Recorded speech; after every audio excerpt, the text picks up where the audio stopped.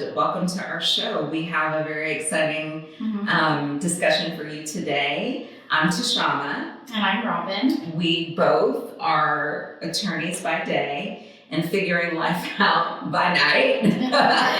Yep. And in this episode, we will be covering the topic of egg freezing versus embryo freezing.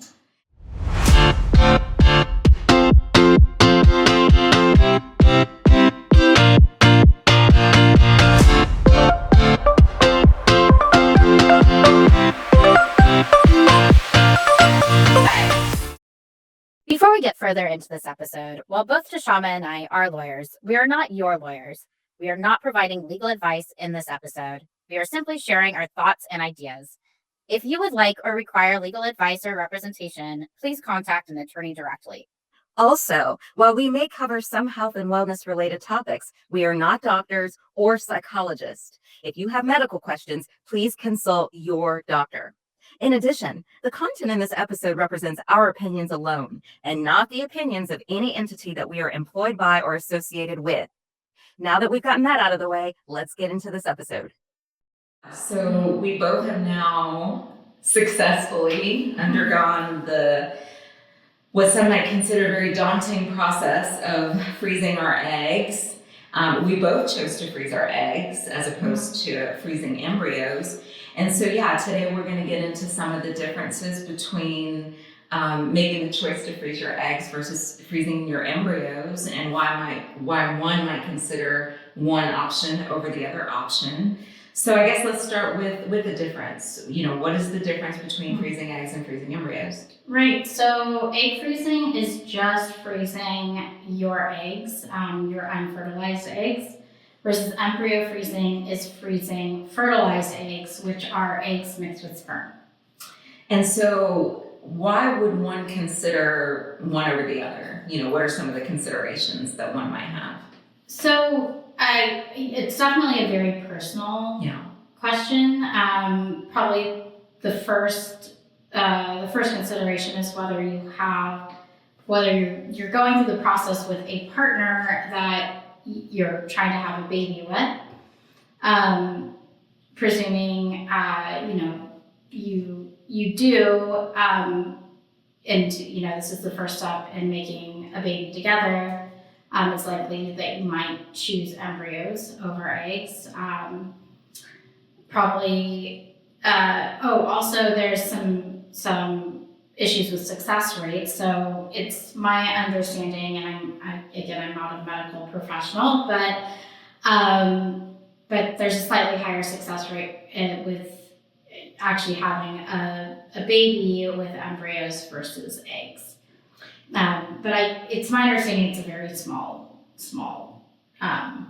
difference between the two. That's a really good point. I think it's very important to consult with your physician, a professional who can give you advice on the likelihood of success, which may vary by individual, but if that's in fact true, like understanding the situation with a medical professional and talking to them as well. So good points. Yep. Tashama, I know that you decided to do eggs over embryos. So what were some of your personal considerations?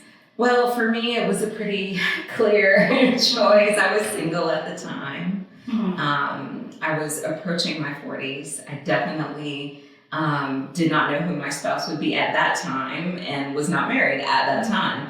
And so for me, there was only one option. I was only ever going to do eggs under those circumstances, just because, for me personally, I made the choice that I was not willing to combine my sample with anybody else's sample that was not my spouse. But I also know that, again, like you said, it's an individual choice, because there are people that may not even have a partner that would choose to go with a sperm donor, and they might choose embryos. Or there are people that do have a partner and they might only want to choose to freeze their eggs. So it just depends on the individual choice. But really just understanding what your options are is, I think, key. So that was my decision with regard to eggs, and I'm happy that I went with eggs. How about you, Robin? What was your choice, and what was your rationale for making that choice? Right, so I decided to go with eggs as well over embryos. Also, at the time I was single. At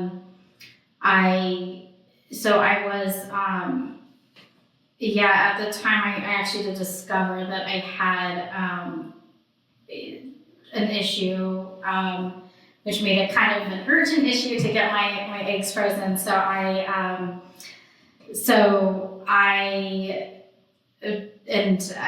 Like I said, I was single at the time, and I wanted to keep the option open for future partners. So to have a baby with a future partner. So yeah, that was why I chose eggs over embryos. Yeah, and it's a really good, it feels like you're getting a lot of peace of mind now that we're on the other side of it. Yeah. I feel as though I do have much more peace of mind. I am with a partner now, and even with family planning for future, it's just, now that I have my eggs frozen, it feels much more like pressure has been released. And so, I definitely am happy that I did that. So what about legally? We're attorneys, and we always like to think of things from a legal perspective. Do you what are some of the legal considerations between eggs versus embryos? So yes, that's a very good point. So definitely the first issue, particularly if you are freezing embryos over eggs, is custody. So and this is specific to if you are freezing your embryos with a partner that you're with. So it's very similar to a child custody issue. So essentially, it's what's going to happen if, in the event that you split up, who has control over the embryos, and what can you do with them after you split up. So a lot of people that are in that situation, they do draft up a contract. We love contracts. Lawyers love contracts. So you can definitely draft up a contract, kind of detailing what would happen. For instance, whether you would destroy the embryos, whether one person would be allowed to use the embryos, etc. So I think that's a really good point regarding contracts. We obviously are always going to favor having a contract because we're attorneys, but we've also seen contracts not be a perfect solution for everything. So we get to see a lot of times people breach contracts, and sometimes things happen, but still we recommend, if you are considering embryos, that you consult with an attorney and really figure out what would protect you from a written contractual perspective. And do your best to try to get something in place that will help you in the event things go awry.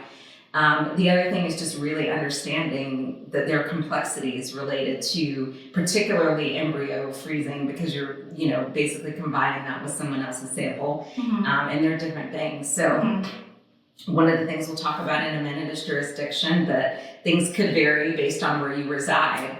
So it's just important to, even if you do have a contract, really understand what the implications could be if you're going to take the step of combining your eggs with sperm to freeze embryos, and just knowing that there are things such as storage and issues that could be related to destruction, etc. So how does the law look at embryos versus eggs in your thinking? So like Tashama was saying, it's very jurisdictional. For instance, in California, it's definitely governed by contracts. So particularly, with embryo freezing, whether you're allowed to destroy your embryos later on is definitely more of a contractual issue. And what the two people that made the embryos decided to do. Versus in other jurisdictions, it's definitely very different. For instance, there are, especially nowadays, there's definitely a lot of new case laws coming out.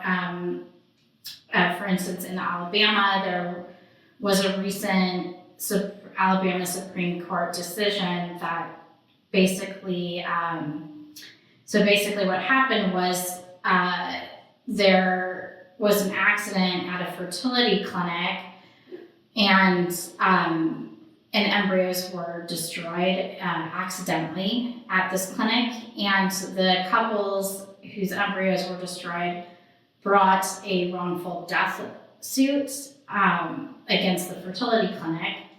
And essentially the Alabama Supreme Court ruled that the embryos were considered unborn children, which in Alabama, unborn children, there's a cause of action, or in other words, you can bring a lawsuit against someone for the death of an unborn child. So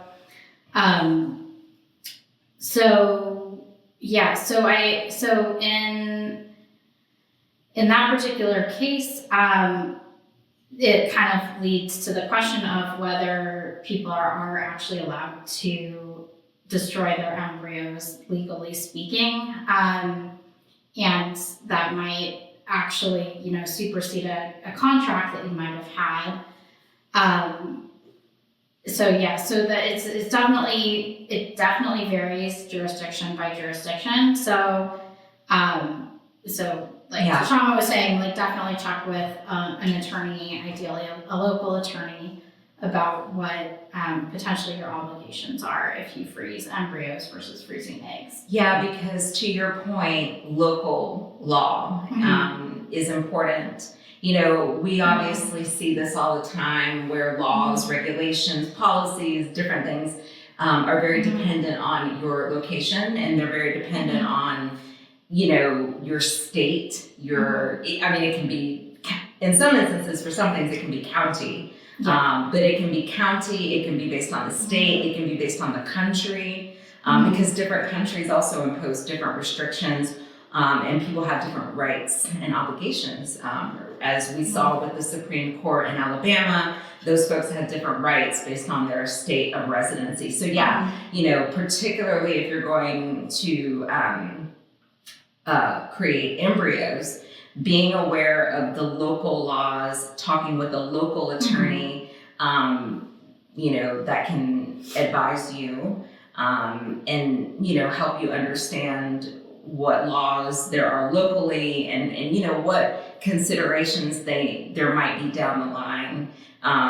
Because it's one thing when you're doing it up front, but it's another thing years down the line. And the other sort of side of that is, with fertility, eggs or embryos, the goal is to get more. The goal is to have more eggs, more embryos, so that you can optimize your chances of having a successful pregnancy. But the flip side of that is that you may have 1, 2, or even 3 successful pregnancies after using your eggs and your or your embryos. And then you might be faced with, okay, well, what happens to the remaining eggs, the remaining embryos? And quite frankly, it may not even be a legal consideration. It may not be, well, what can I do under the law? It may be, what do I want to do? What decisions do I want to have to make with regard to remaining eggs or remaining embryos? And are those choices going to be harder for some people if they're embryos, versus eggs, particularly because of storage costs? That's actually a very good point. I mean, we actually, Tashama and I are making another episode about storage fees. Yeah. So, which, you know, You should tune in to see that. yeah, so definitely Check it out. yeah, definitely check that one out. But yeah, so I mean, essentially, you do have to figure out how to store. Well, you do have to pay for storage. Ongoing. Yeah, ongoing storage. So, so that's especially important if you are in a jurisdiction that limits your right to destroy your embryos. Just so at least you can have an idea of, you know, potentially needing to continue paying for storage in the event that, you know, you have embryos that that you don't end up using. And again, I want to underscore too, it may not be a legal consideration for you, because just because the law allows you to destroy your embryos doesn't mean that you want to deal with that decision or have to make that decision.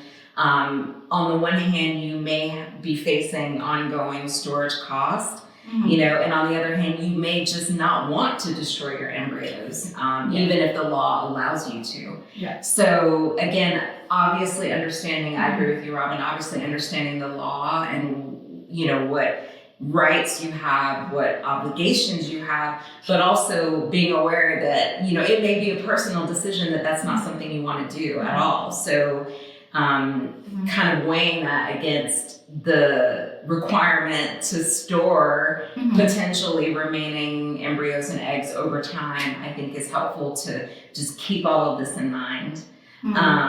So yeah, it's an interesting question. Those are sort of complexities that I definitely did not want to have to face later, which is why I chose to go with eggs, to not even have to think about making those choices. So being aware of the potential down the line consequences, the cost, the rights you may have to do something versus not, even thinking about what you may want to do versus what you may not want to do. So Yeah. So I mean, I think we've gone over a lot here. If you liked our content, please like and subscribe. We definitely we've covered a lot of ground. I agree. We have many other videos, as Robin has already mentioned. We have a video related to age and cost related to eggs versus embryos and more. So check out our other videos related to similar topics. And thank you for joining. We are happy to have you with us today. Yes, thanks for watching our episode. Please stay happy and healthy. Bye. Bye.